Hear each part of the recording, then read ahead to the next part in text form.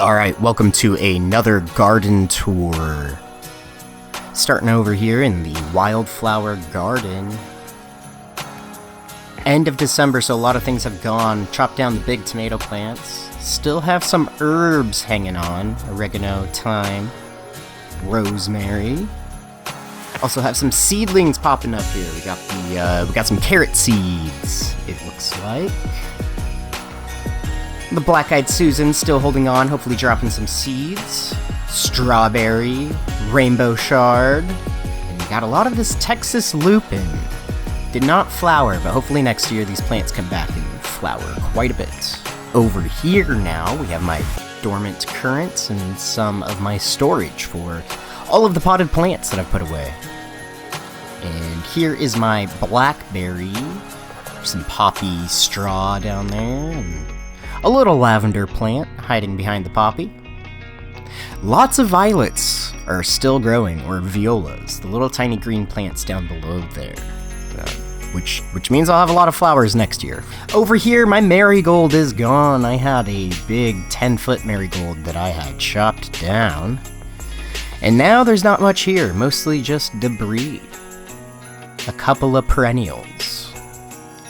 I have put these little wood markers in the ground so I can find my perennials in the winter time. That was a real problem for me last year, is not remembering exactly where my dormant perennials were.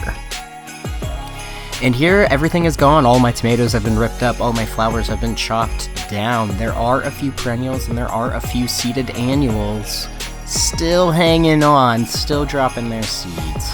Snapdragons, poppies, violas, strawflower, got some kale or chard or some sort of brassica.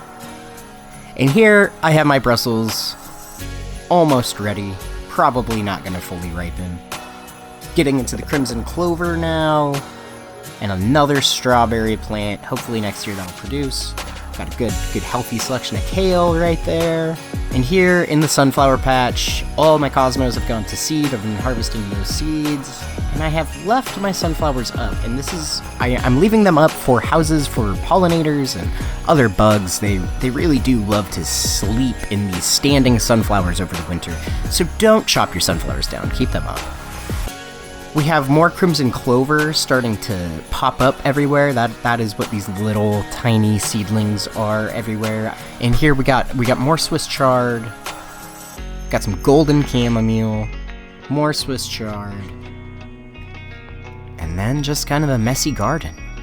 In the salad box, we still have this Tokyo green monster growing in the back, still bitter as ever.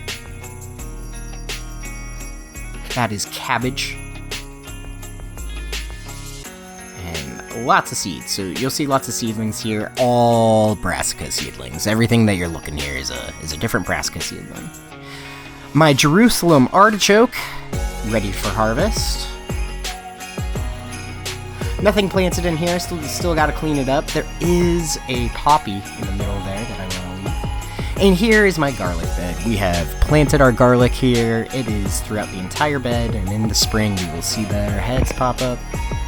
Still got to clean this up a little bit. Don't have any plans for it yet. I think I want it to be wildflowers, but and here you'll see my other sunflowers that I've left standing up, and these again are for the pollinators and bugs. And here we are at the beast. I will chop down these tomatoes and peppers, but I will probably leave everything else up. I will leave the sage up, and I will leave the aster up. And you can see this is all crimson clover, just fixing nitrogen into my soil here. Got a couple of brassicas. Got some tatsoi, that's in the center there, and some mizuna coming up in the bottom part of the frame. And then throughout there, I also have a bunch of different dills and carrots and what have you. I just overseeded everything that I had that had gone to seed in my garden. Just getting some life in there. Not trying to get a harvest, just getting some life in here. This area here, there was a melon, it is gone. These are all sweet peas and scarlet runner beans that I will move away probably in January or February. And more sunflowers. More pollinator houses for all the bug homies. Sage, calendula. Got some old bean. I will leave the bean there. I'm not going to compost that bean. I'm going to leave it on the ground.